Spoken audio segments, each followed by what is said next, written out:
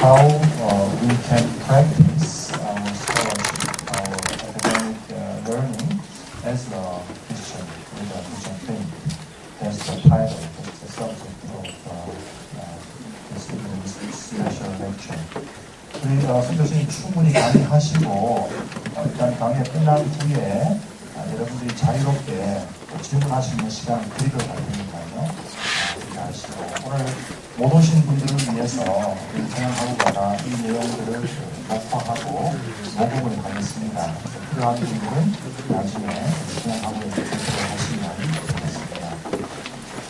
또 하나만 더 광고를 드릴게요. 우리 한윤식 교수님 나오셔서 여러분들에게 중요한 또 하나의 메시지가 광고가 있는데 저희가 앞에서 이런 학문과 신앙 이 분야의 차세대를 키우는 그런 프로젝트를 이제 한문장에 시작을 합니다.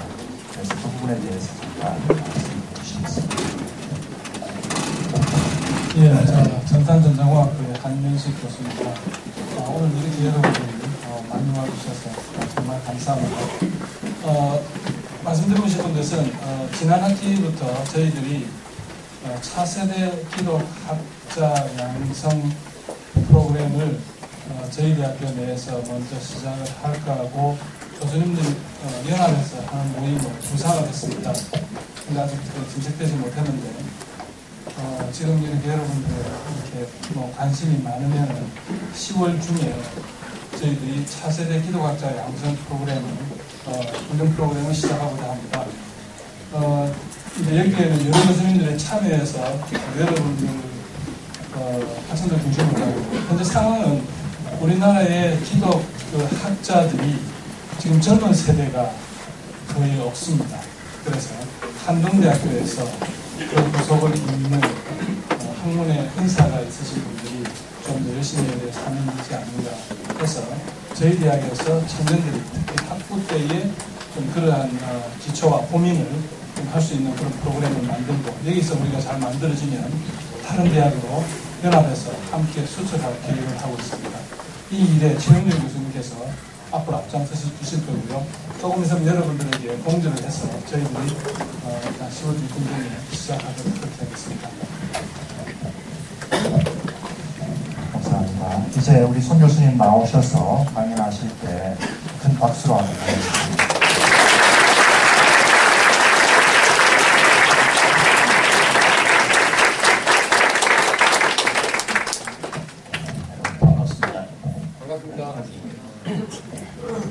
오늘 음악회가 있다는데 참 감사한데 좀 걱정이 됩니다. 와서 괜히 또 실망하고 음악회 갔더니 훨씬 좋았을 거예요. 생각할까 저가 해서 드렸습니다. 조영준 교수님이 저의 제자 가운데 한 사람이고 좀 마음이 좀 넉넉합니다. 그리고 또 마침 내 아들이 또 참여를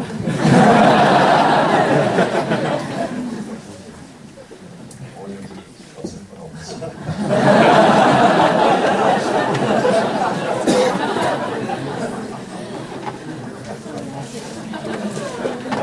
학문이라는 것은 대학의 메인 비즈니스가 학문이죠.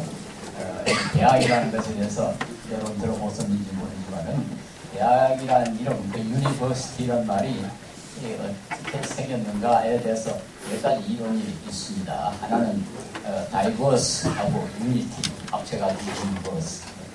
다양한 능력과 다양한 활동이 진리의 핵심 하나로 몰린다. 즉 하나님, 예수님으로 몰린다. 이 기독교적으로 유니버시티를 설명하는 그런 설명이 있고 또 하나는 중세 혹은 이 근세 초기까지 서양의 소위 그 철학의 형이사학이라는 학문이 있었는데 그 형이사학에는 4가지가 안에 들어가 있습니다. 일단 일반 형이사학 안에 가장 이제 그 대표적인 것이 소위 온톨로지라고 존재론 그걸 갖다가 마저너로 메타피지카 제너럴리스라고 해서 일반 형이사학. 그리고 그 다음 밑에 그 밑에 일반 형이사학 밑에 이제 특수 형이사학이라는 게 3가지가 있었는데 메타피지카 스페시피카라고 그러는데 첫 번째가 디올로지입니다. 디올로기아 하나님에 대해서. 두 번째가 우리 영혼에 대해서 마음에 대해서 정신세계에서 따지는 것은 사이칼로지, 피지콜리아. 그리고 그 다음에는 이 물질적인 세계를 다루는 것을 코스몰로지아라고 했어요. 코스몰로지. 그래서 이 세 가지 분야, 즉 하나님, 정신계, 물질계, 이게 유니버스다. 그래서 이 세 가지를 모두 다루는 곳이 대학이다. 그래서 유니버시티라는 말이 나왔다. 그런 설명이 있습니다. 그래서 그때는 이 모든 대학에는 반드시 세 과가 기본적으로 있어야 됩니다. 신학과가 반드시 있어야 되고, 그 다음에 그때는 그 물질적인 것을 대변하는 기관이 주로 국가대학이었어요. 국가대학. 그 다음에는 이 정신계를 취급한다는 것이 법학과였습니다. 그래서 법학과, 의학과, 신학과가 있어야 유니버시티가 된다. 그런 전통이 상당히 오랫동안 유럽에 계속이 됐어요. 그래서 우리나라에서도 일본 사람이 저 서울에 지금 동경제국대학이 이 나라의 동경이 아니죠. 경성제국대학을 생길 때도 제일 먼저 세운 것이 의과대학, 법과대학.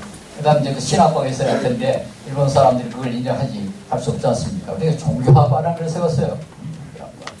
그래서 그 전통이 상당히 오랫동안 계속이 됐습니다. 그래서 이 독일에 가면 지금도 법과대학을 좀 공대학생들 미안합니다만, 대학에 넣지 않고, 법과대학을 독일말 호슈이라고 했어요. 번역하면 고등학교죠. 또, 실은 사실 대학교도 고쳐진 거 없습니다. 그래서 영어로는 점유세, 테크니컬 유니버시티라고 이렇게 번역을 합니다. 그 다음 예술 분야도 다 또 대학 안에 넣지 않고, 그런 전통이 남아 있었어요. 근데 지금은 다 없어져 버렸습니다. 그건 우리가 대학이라는 말이 어떻게 생겼는가 하는 것에 대해서 잠깐 말씀을 드렸습니다만, 대학이 주 업무로 삼는 것이 학문이라. 그런데 이 학문이란 말이 참 복잡합니다.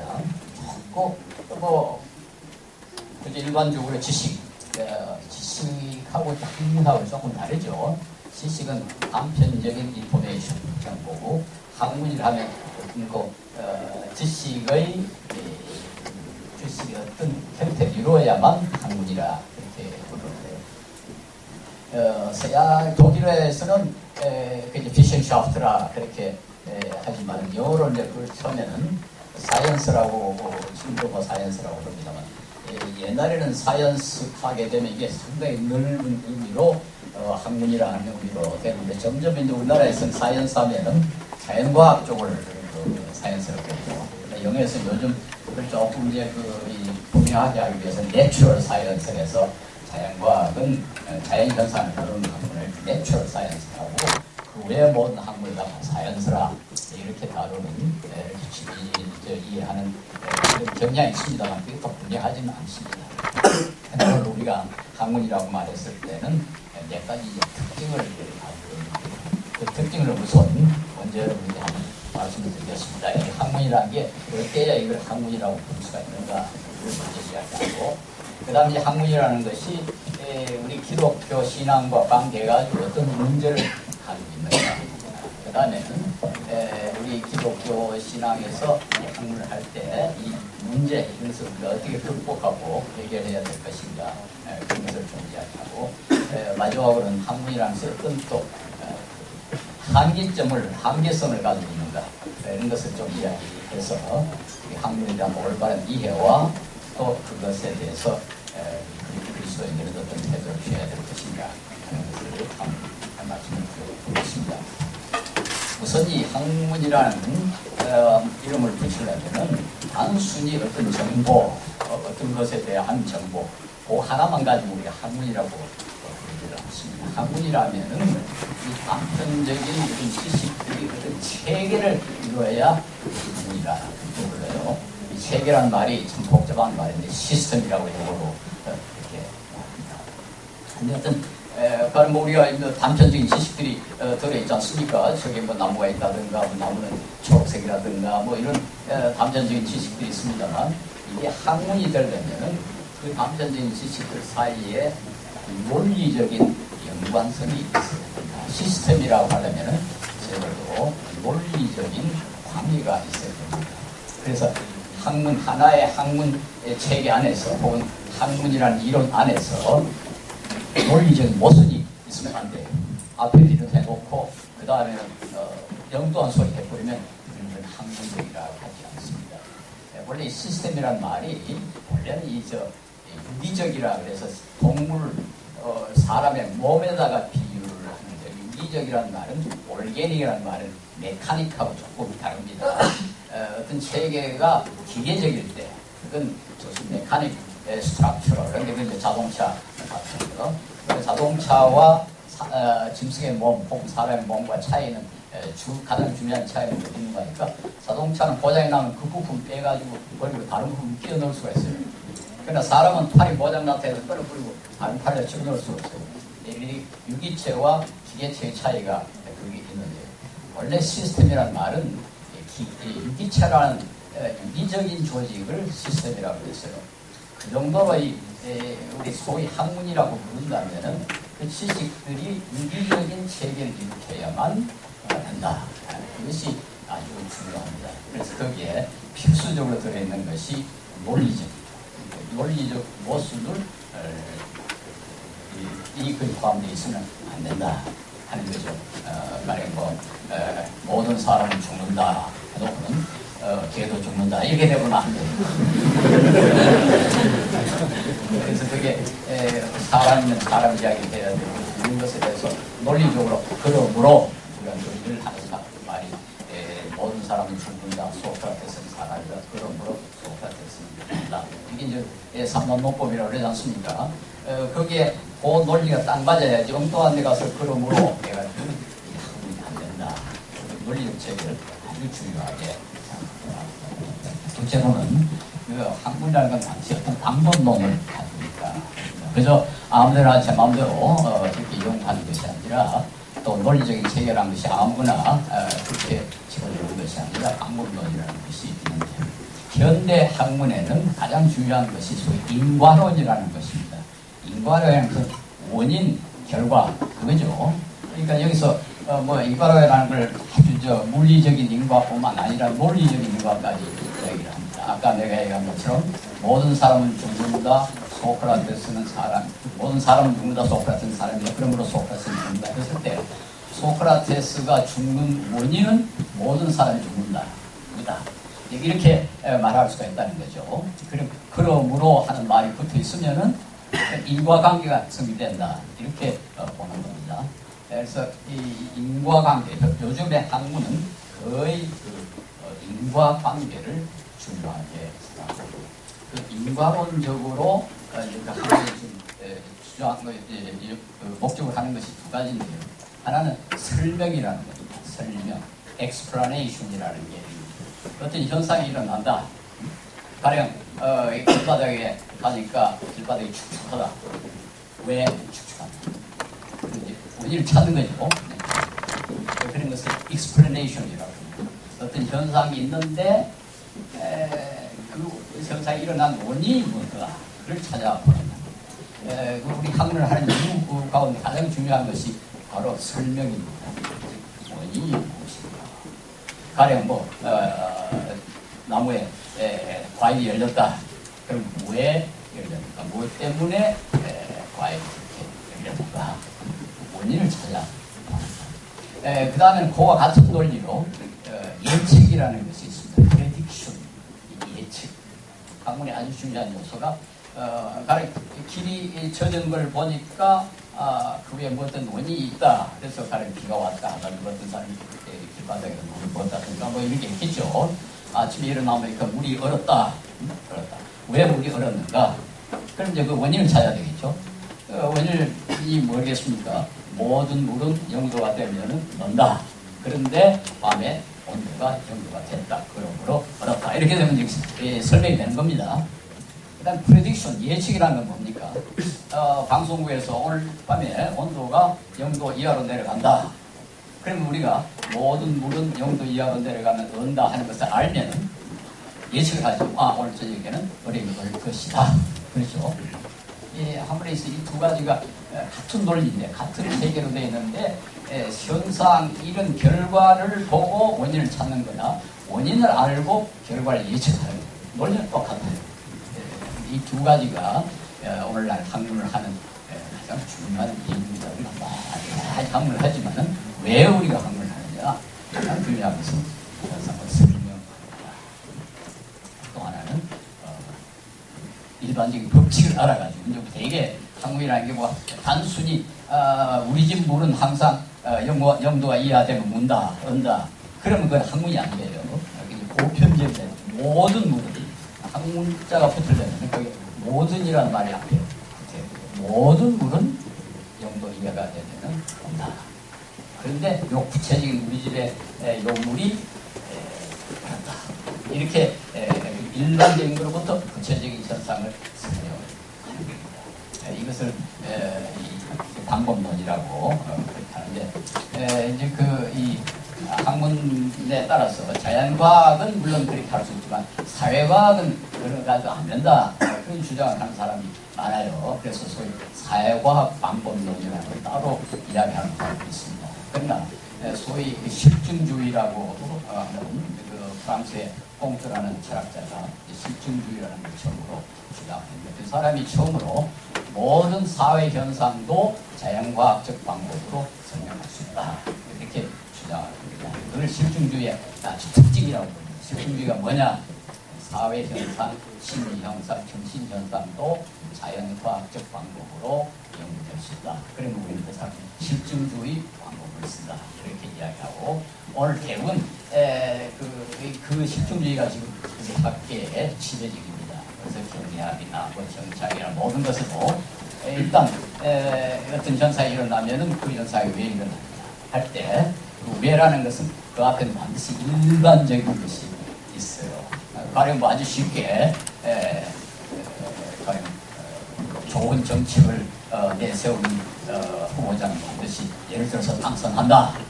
그런데 안 누구는 아주 좋은 정책을 내세운다. 하든가 안 그러면 당선할 것이다. 이렇게 되면 사회 현상을 설명하는 거죠. 그것도 역시 실증주의 방법론을 쓰는 거다. 이렇게 합니다. 세 번째로 모든 학문은 객관적이어야 한다. 이유가 있습니다. 객관적이라는 말은 내가 조금 전에 저 방문론에 대해서 한 가지 이야기했습니다. 그런데 오늘날 우리는 이게 인과관계가 학문에서 가장 기본적이라고 생각을 하고 있지만 과거에는 그렇게 하지 않았어요. 소위 아리스토텔레스의 학문, 뭐 톨레미의 천문학 뭐 이런 이야기를 합니다만 그때는 인과론이 아니고 목적론이었어요. 목적론적 방법으로 모든 것을 설명하려고 했어요. 그 목적론이라는 것은 무슨 목적으로 저런 것이 일어나느냐 이렇게 보는 거죠.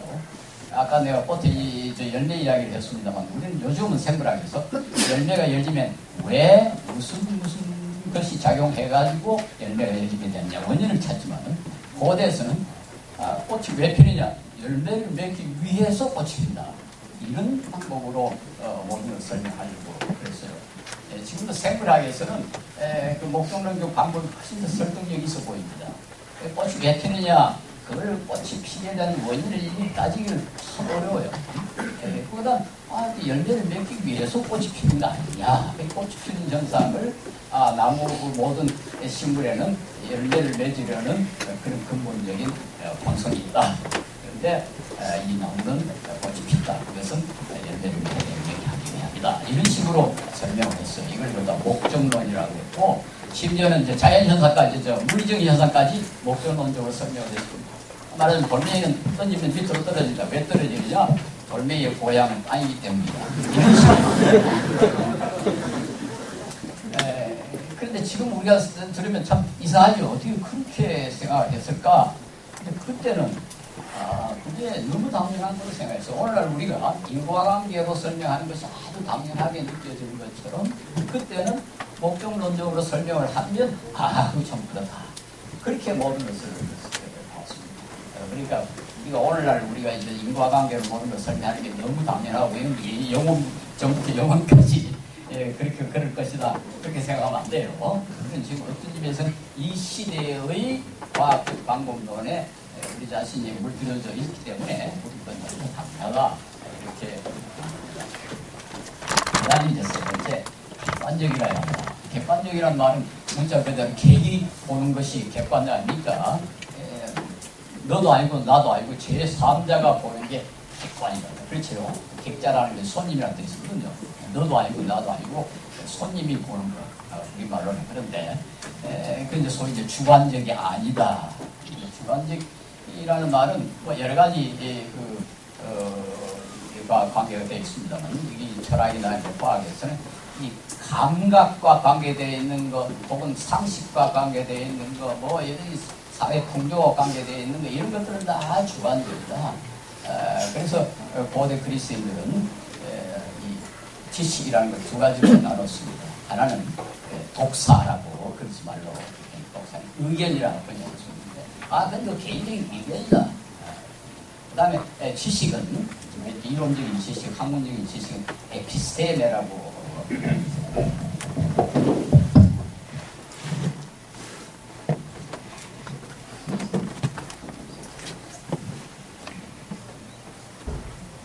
에피스테메는 이건 객관적인 지식이다.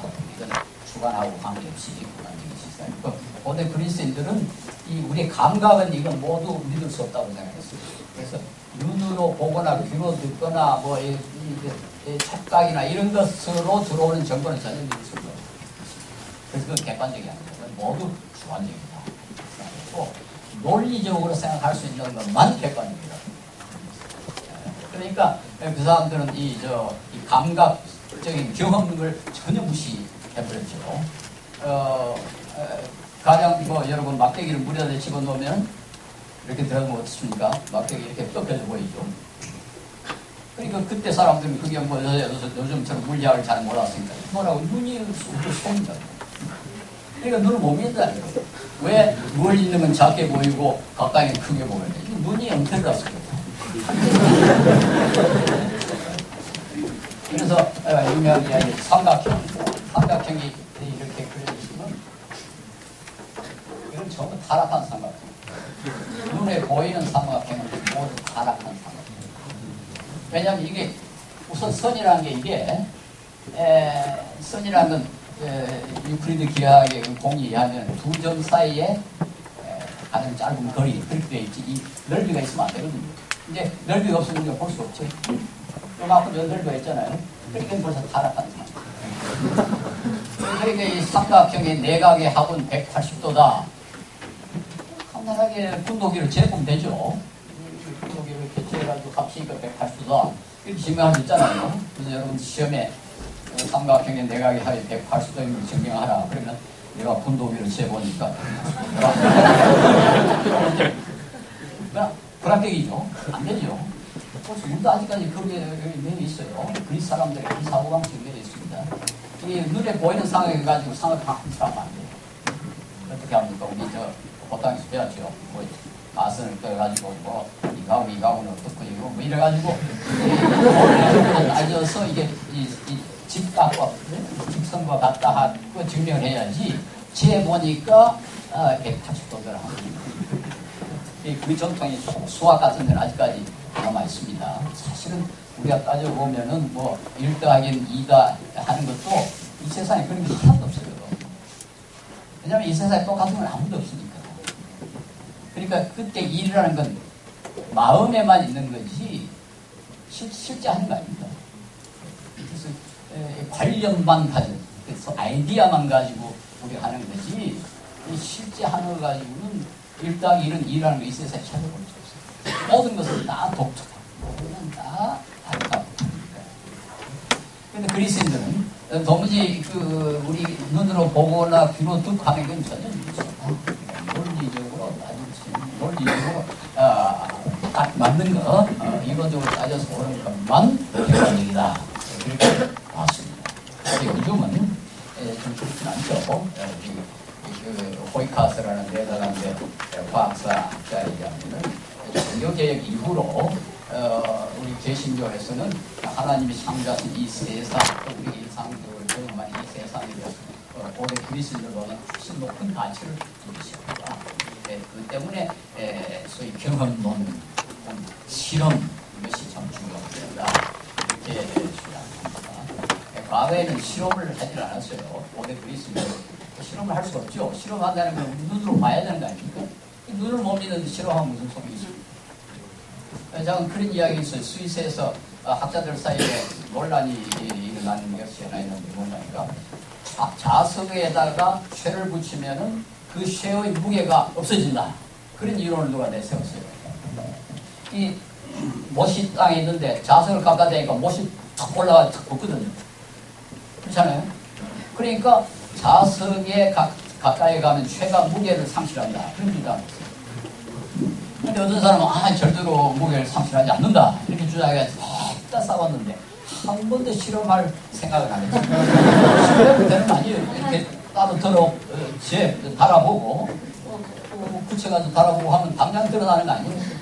그런데 아무도 우리 실험 한번 해보자 하는 사람이 없었어요. 왜냐하면 실험을 믿을 수 없어요. 그러니까 지금 우리가 생각하고 있는 거하고 그때 사람들이 생각하고 있는 거하고 차이가 얼마나 크다는 걸 알 수가 있죠. 그럼 오늘날 또 이 객관적이라 한다 하는 것에 대해서는 인정이 좀 진정한 시기는 반드시 객관적이라 한다. 이 객관적이라는 말이 사실 그렇게 쉽진 않습니다. 어디까지라야 객관적이냐. 그리고 쉽게 많은 이론들이 아주 객관적이라고 생각하지만 그렇게 쉽지 않습니다. 칼 포퍼라는 과학 철학자죠. 그분은 실험을 하되 실험 가능한 것을 가지고 실험을 해야 그게 실험이지. 가능하지 않은 걸 가지고 실험하는 것은 그게 실험이 될 수 없다. 그러니까 이 verifiability 하는 건데요. 실증 가능한 것에 대해서 실험을 하되 그게 엉터리가 아니라는 것이 드러나는 한 당분간 진실이다. 그런 이론을 내세웁니다. 아예 뭐 여러 가지 주장이 있지만은 딱 실험해가지고 한 케이스만 사실이 아니라면은 그 모든 이론이 다 없어진다. 좀 어려운 말하기가 어렵습니다. 예를 듭시다. 내가 이런 주장을 합니다. 모든 물은 4도가 되면은 언다. 그렇게 내가 주장을 했다 합시다. 근데 그건 간단하게 실험해 볼 수 있죠. 4도인데 물을 보니까 그건 이 세상에 있는 물을 다 조사할 필요가 없어요. 히말라야 산내에 가면은 4도가 물이 있다. 이렇게 주장할 수는 있지만 여기 이제 우리 자연과학에서 우리가 전하고 있는 것이 Uniformity of Nature라는 건데 자연 현상은 세계 어느 곳에나 동일한 성격을 갖고 있다. 이걸 전제로 하고 있습니다. 자연과학에서. 이제 휴메라는 철학자는 다 조사를 해보면은 4도에 어느 물도 있을 수 있다. 이렇게 주장했어요. 그래서 우리가 소위 뭐가 사실이라는 것은 어디까지나 probability, 개연성이지 necessity가 아니다. 반드시 그렇다는 건 없다. 휴메라는 사람이 그런 주장을 해가지고 그게 오늘날까지도 원칙으로 좀 통하고 있습니다. 우리가 온갖 주장합니다. 물은 영도에서 얼굴 100도에서 그런다. 그러지만 어느 곳에는 영도가 되어도 안 올 수도 있고 100도가 되어도 안 끓을 수도 있다. 그러나 대개는 그럴 것이다. 그래서 probability 개연적이다. 또 100도 물이 나왔으니까 많이 나왔으니까 참 재밌는 게 말이죠. 우리 물은 영도에서 끓고 그 얼굴 100도에서 끓다 그러죠. 그런데 영도 100도는 어떻게 정했을까요? 물이 얼 때를 영도라고 그래요. 그렇죠? 물이 끓을 때를 100도라고 그래요. 그래 놓고는 하는 소리가 물은 영도에서 얼고 100도에서 정말 아주 쉽죠. 물은 얼 때는 얼고 끓을 때는 끓는다는 말이죠. 한국이랑 되게 그렇습니다. 대단한 물론 객관적으로 무슨 어떤 정도의 온도가 없다 그 말이 아니에요. 하지만 그러나 그런 현상을 우리가 이 표현을 할 때는 이런 아주 자의적인 말은 우리가 약속을 하는 거죠. 언제를 우리가 영도를 할까? 우리 마치 하늘에 영도라는 게 적혀 있는 걸로 좀 착각을 합니다. 그렇죠. 우리가 거기에 이름보다 더 붙인 거예요. 말하자면 사이언티픽 커뮤니티, 학문계가 자 물이 얼 때를 연구를 하자, 물이 끓을 때를 백과를 하자, 그렇게 놓으면 녹은 또 한 소리가 영도에서 흐르고 실제로 물이 영도에서 어는 경우는 거의 없어요. 그 기압이 다 지역마다 다 다르고 뭐 바로 풍량이라든가 여러 가지 황이 있기 때문에 딱 영도가 되면 딱 얼고 그런 물은 거의 없습니다. 또 끓는 것도 마찬가지예요. 모든 물이 100도가 되면 딱 끓느냐? 정말 말씀. 이 에베레스트 산꼭대기에서는 그보다 훨씬 적여도 끓는지 모르겠어요. 자강도 전혀 온도가 100도에 딱 끓지 않아요. 그렇게 기준으로 우리가 딱 넣은 거죠. 자강, 우리가 소위 객관적이라는 것이 그런 것이다. 그 다음에는 학문은 대상의 동질적이라야 그게 그 이론을 만들 수가 있습니다. 그 대상의 동질성. 그건 무슨 말인가 하니까, 가령 내가, 이런 말을 해봅시다. 오늘 달이 밝고, 50원이다. 밝은 달과 50원. 그렇게 했을 때 이게 같은 학문의 대상이 들어가요. 안 되죠. 사실 우리가 지금 아주 이 당연하게 생각하는 것 가운데 말이 안 되는 게 굉장히 많습니다. 예를 들어서 사람은 몸과 마음으로 이루어진다. 근데 공통분모가 없어요. 몸과 마음에는 공통분모가 없어요. 근데 거기서 과를 쓰는 건 사실상 학문적으로는 이거입니다. 책상과 걸상 말이 돼요. 그렇죠? 책상과 걸상. 남자와 여자 이건 말이에요. 그러나 몸과 마음은 말이 안 돼요. 왜냐하면 공통분모가 없어요. 몸과 마음의 공통분모가 아주 추상적으로 존재. 둘 다 존재한다. 그러나 그런 거 가지고 우리가 좀 같은 학문에 들지 않습니다. 그래서 이 대상은 당시 공질적이에요. 그러니까 그게 그렇다는 짓이라고. 우리의 일상생활에서 너무 사람의 몸과 마음으로 얼마나 돼도 그런 문제를 삼을 수가 없습니다만, 그러나 학문에서는 몸과 마음, 대상이 반드시 공질적이라야 학문적 지식이라고 합니다. 그 다음에는 요즘 조금 강조가 됩니다만, 학문이 특히 실용적이라 한다. 옛날에는 이거 실용성을 전혀 무시해버렸습니다. 실용적이 있는 건 학문하고 관계없다고 옛날에는, 특히 그리스인들은 아주 철저히 이 실용성을 무시했어요.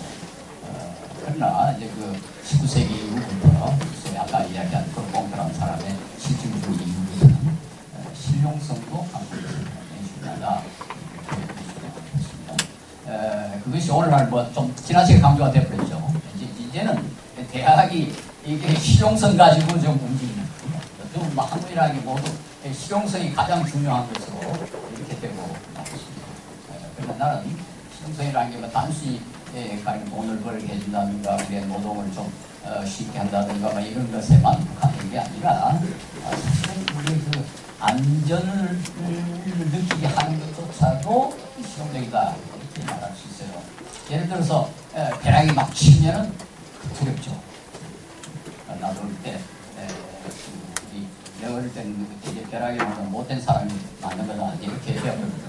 때문에 벼락이 치면은 양심의 가치를 느끼고 굉장히 겁을냈어요. 근데 이제 벼락이라는 게 어떻게 생기며 어떻게 하면 막을 수 있는가 그걸 알면은 우리 집에서 지금에 이제 피를 심는다가 예전에 벼락 안 맞춰도 전혀 신경 안 쓴다고요. 전혀 두려워하지 않는다고. 그거 사실 안다는 게 별로 실용적입니다. 그렇죠? 나는 그 때문에 도움을 받습니다.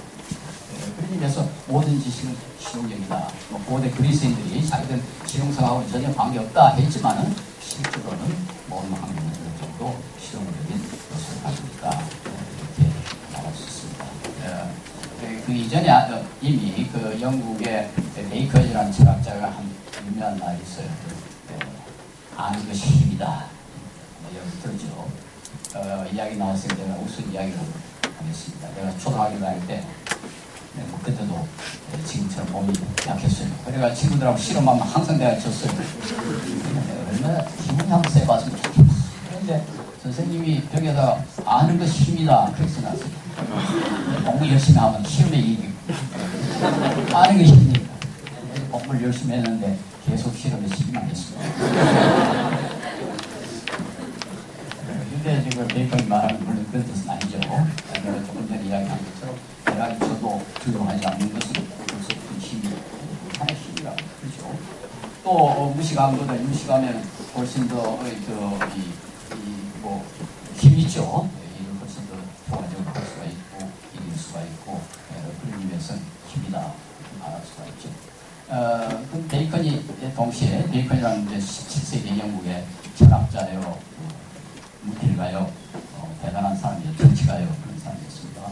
그한 말 가운데 이런 말이 있어요. 우리가 자연에 순종하지 아니하면 정복할 수 없다. 뭐 자연은 말 쓰지 않습니다만 순종하지 아니하면 정복할 수 없다. 그때 그가 이야기하는 건 순종하다는 말은 자연의 법칙을 알아가지고 그 자연 법칙을 이용해서 그게 따르면 자연을 침탈할 수 없다. 이건 지식이 많아요. 힘을 이게 지금 우리나라의 가장 지배적인 사고 아닙니까? 우리 지금 왜 대학에 교육을 시키느냐, 뭐 연구를 하느냐, 진짜 힘을 얻기 위해서 우리가 하고 그렇죠. 근데 과거에는 물리적인 힘, 이 천연 자원 같은 거 이런 것이 힘이라고 그런데 요즘 뭐라 합니까? 지식입니다. 그러니까 이 지식이 오늘날 가장 중요한 힘의 소수가 되고 있습니다. 자, 이런 그 학문의 특징이 몇 가지가 있습니다. 그래서 모든 지식이 다 힘이 아니고 저도 여러 가지 앞에 이야기한 몇 가지 요건을 갖춰야 합니다. 그래서 이제 학문이 궁극적으로 추구하는 게 뭐냐? 되게 진리야. 그렇죠? 하버드 대학에 가면 그 학교의 배지에 베리타스 진리. 또 서울대학에 가면 베리타스 룩스메아 진리는 나의 빛이다.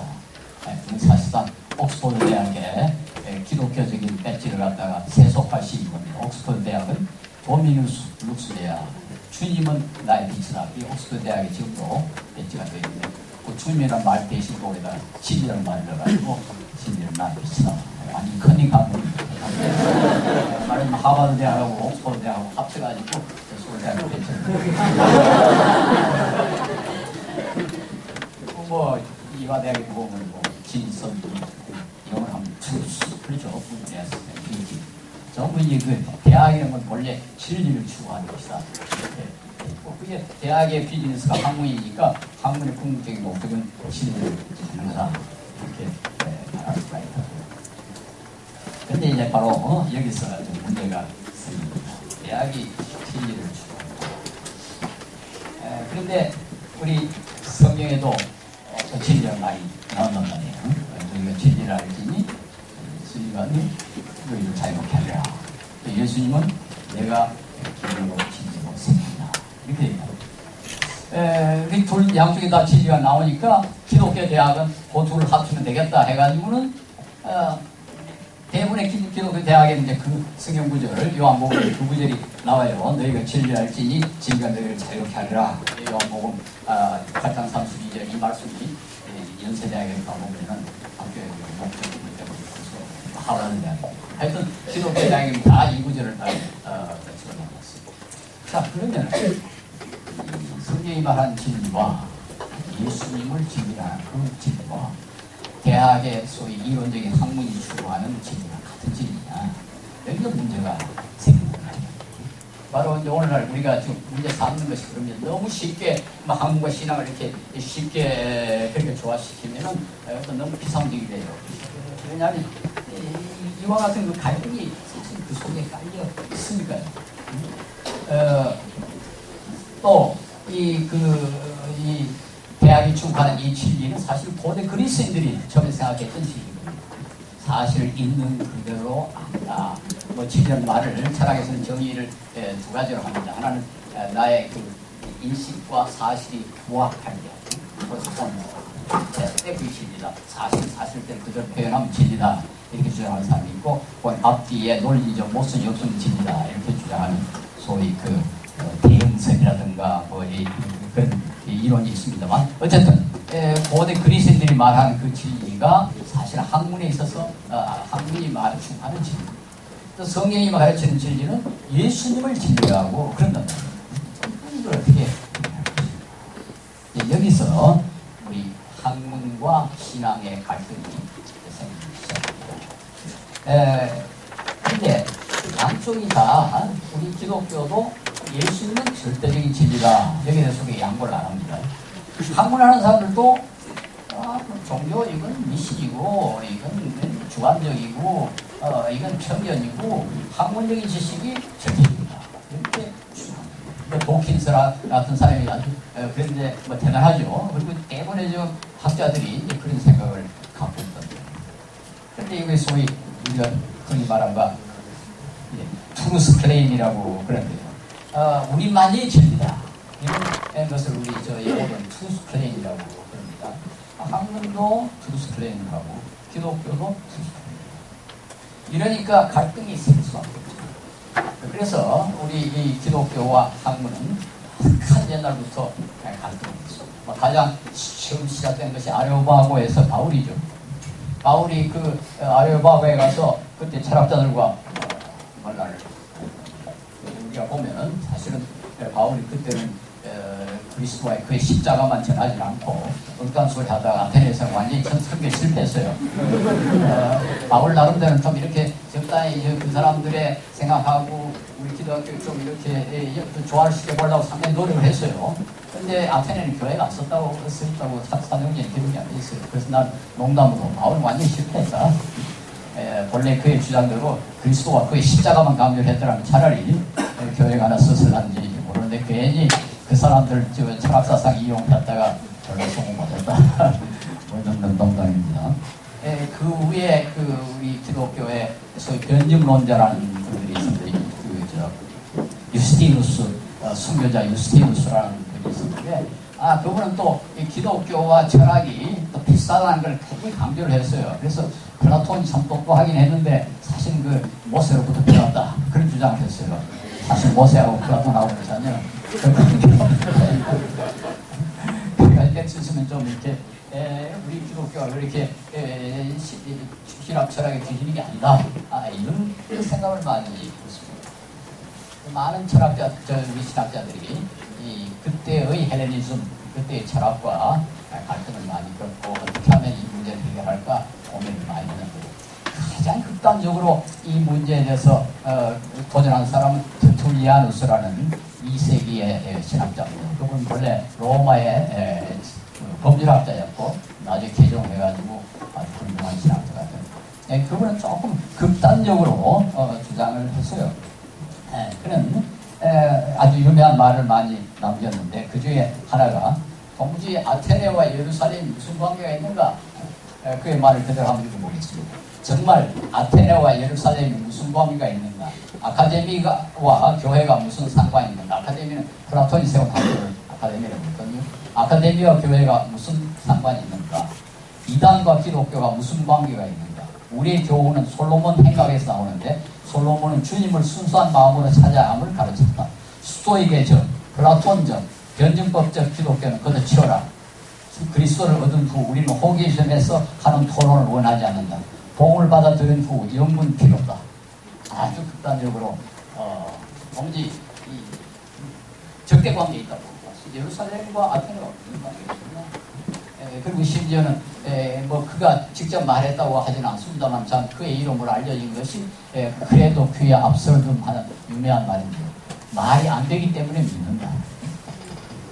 이 성경을 읽어보니까 말이 안 되는 게 많더라. 그러니까 믿을 가치가 있다. 아주 유명한 말이죠. 여기 보면 도무지 그 예수님 동정이가 탄생 말이 안 되는 거예요. 사실 우리 기독교 교리 가운데 가장 기본적인 건 말이 안 되는 겁니다. 예수님이 하나님이 사람이다. 말이 됩니까? 50% 하나님이 50% 사람이다. 말이 돼요. 근데 우리는 그렇게 안 가르칩니다. 예수님은 완전한 사람이요 완전한 하나님이요. 말이 됩니까? 삼일체 할이 됩니까? 그 목사님들 보면 늘 그럽니다. 삼일체 설명하려면 이단이 됩니다. 삼일체는 저희 물으면 모르겠습니다. 그게 제일 정확한 거예요. 그 삼일체 설명하려다가 이단 많이 나왔어요. 그만큼 우리 기독교의 핵심적인 교훈이 말이 안 됩니다. 그런데 겉돌리하는 수는 그 말이 참 난 옳다고 봅니다. 이게 말이 되면은 우리는 할 수가 없다는 거예요. 이게 사람의 머리에서 나왔다. 사람의 머리에서 나왔을 테니까 그런 일이 날 수 없다. 이게 말이 안 되는 걸 보니까 사람의 머리에서 나온 게 아니고 하나님이 계시다. 이렇게 된 거죠. 그런 의미에서 나는 그 말은 좀 겉돌리하는 수는 좀 극단적입니다. 극단적이지만은 그러나 우리 기독교가 이 한문과 얼마나 많은 갈등을 겪었는가 하는 것을 단적으로 보여주는데요. 하여튼 그렇게 계속해서 갈등을 일으켰습니다. 그 뒤에도 우리 어거스틴이라는 기독교 역사상 가장 뛰어난 천재죠. 어거스틴. 꽤 유명한 발언 가운데 하나가 알기 위하여 믿는다. 그랬어요. 알기 때문에 믿는 게 아니고 알기 위해서 믿는다. 알면은 믿는. 저 믿으면 안다는 거죠. 믿으면 안다. 그러니까 전혀 다른 종류의 지식 아니겠습니까? 믿어야 아는 지식. 이건 11세기 안셀름이라는 그 신학자도 주장을 했습니다. 그래서 이 갈등이 지금도 사실 계속이 되는데, 그래서 이 갈등을 우리가 한번 분류를 해봅시다. 논리적으로 세 가지로 갈등을 이야기할 수 있는데, 하나는 기독교 신앙에서는 완전히 이건 아무 가치도 없는 거다. 이건 주관적이고, 이건 편견이고, 이건 전혀 그런 겁니다. 학문만이 진리를 알려줄 수 있다. 이런 주장이 가능하죠. 이건 우리 불신자들, 오늘 또 많은 아주 독마틱한 철학자들이나 과학자들이 그런 주장하는 무신론자들. 도무지 이 종교라는 게 이건 말이 안 되는 가령 도킨스가 그 사람이 아주 전형적인. 또 두 번째로는 이건 이제 상당히 많은 기독교 학자들이나 사람들이 생각하고 있는데 이원론이죠. 종교는 종교의 영역과 학문의 영역은 전혀 다르다. 그러니까 학문할 때는 완전히 학자가 돼야 되고, 그 다음 신앙생활 할 때는 완전히 기독교인이 되고, 그런 거지. 이 둘을 갖다 엮으려고 하지 말자. 이런 게 이제 그 이원론. 이게 지금 우리나라의 대부분의 그 기독교 학자들이 생각하고 있고, 또 많은 기독교 대학이라는 데도 그렇게 생각합니다. 그러니까, 신앙생활은 기도할 때, 주일날 교회 갈 때, 예배할 때, 그때는 신앙생활을 하고, 강의실이나 연구실에서는 이건 철저히 학문만 하죠. 그 두 가지, 이건 전혀 다른 영역에 속한 거니까, 그걸 조화시키려고 하지 마라. 제일 편한 해결 방법입니다. 중세기의 토마스 아퀴너스라는 유명한 신학자가 되게 그런 생각을 했어요. 이 2층 이론이라고 그러는데, 밑에는 자연이고 위에는 은혜고, 은혜의 영역과 자연의 영역은 2층으로서 이 밑에 가면 완전히 우리는 이성으로만 활동하는 거예요. 그 위에 올라가면 은혜의 영역에서는 우리가 믿음으로 그러니까 이 사이에 연결 짓지 말자. 이게 소위 듀얼리즘이죠. 그래서 편하죠. 근데 문제는 이렇게 된다는 말이죠. 오늘날처럼 이렇게 과학이라는 것이 너무 중요하게 돼버리고, 모든 이 문화라는 것이 이제는 지식에 의하여 운영이 되거든요. 소위 우리가 지식 기반 사회를 하지 않습니까? 그리고 그 지식은 학문을 통해 가지고 오는 거니까 삶의 이 학문이 매우 중요한 자리를 차지해버린다. 그렇게 되면 신앙은 어떻게 됩니까? 지금